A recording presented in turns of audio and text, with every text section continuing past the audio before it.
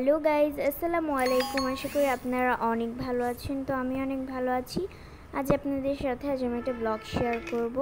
আজ হচ্ছে কি আমি এই মাটির সুন্দর এই প্লেটটাকে রং করবো। আসুন আপনাদের সাথে শেয়ার করা যাক। তো প্রথমে আমি এর উপরে বেগুনি কালার করে নিয়েছি। এগুলো দেখুন, আপনারা এরকম কিন্তু যে কোনো মাটির জিনিসের উপর সুন্দর করে রং করতে পারবেন।